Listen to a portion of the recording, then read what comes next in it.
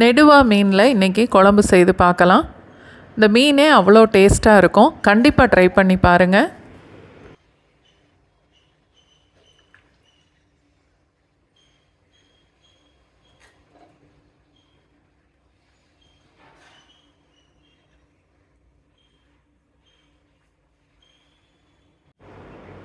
வெங்காயம் பூண்டு உரிக்கும் போது கொஞ்சம் பெருசாக இருந்தால் ரெண்டாக கூட கட் பண்ணி எடுத்துக்கலாம்.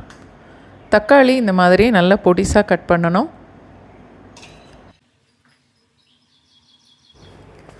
புளியை ஊற வைக்கும்போது கொஞ்சம் சூடான தண்ணியில் ஊற வச்சா கரைக்கிறதுக்கு ஈஸியாக இருக்கும்.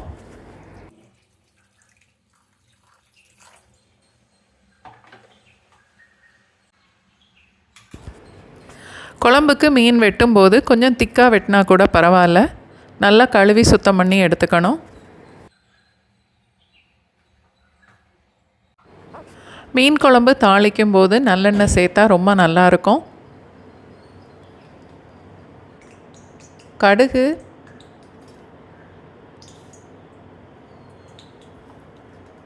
கொஞ்சம் வெந்தயம் சேர்த்து தாளிச்சிட்டு வெங்காயம் பூண்டு பச்சை மிளகாய் கருவேப்பிலை எல்லாம் சேர்த்து கொஞ்சம் வதக்கணும்.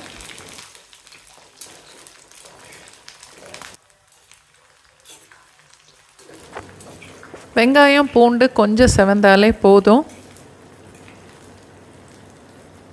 இப்போ தக்காளியும் சேர்த்து வதக்கணும்.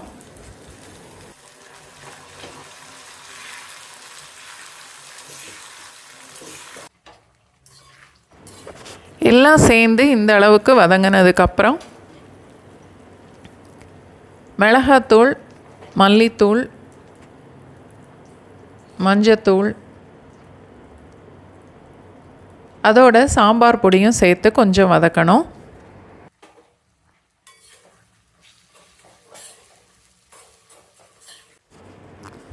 இப்போது கரைச்சி வச்சுருந்த புளி தண்ணியை சேர்த்துடலாம்.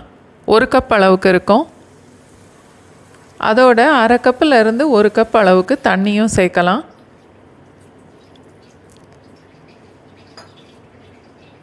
தேவையான அளவுக்கு உப்பு சேர்த்து நல்லா கலந்துட்டு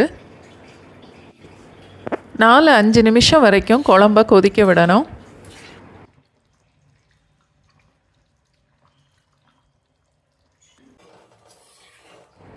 குழம்பு நல்லா கொதித்து கெட்டியானதுக்கப்புறம் மீனெல்லாம் சேர்த்துடலாம்.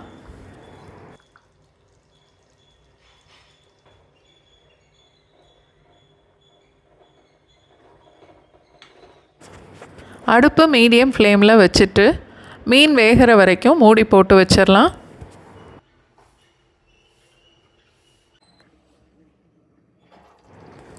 மூணு 4 நிமிஷம் வரைக்கும் மூடி போட்டு கொதிக்க வச்சாலே போதும். மீனெல்லாம் வெந்துடும்.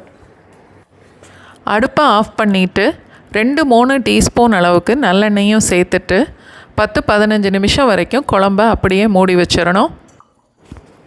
கடைசியில் நல்லெண்ணெய் சேர்க்கும்போது குழம்போட வாசனையே ரொம்ப நல்லாயிருக்கும்.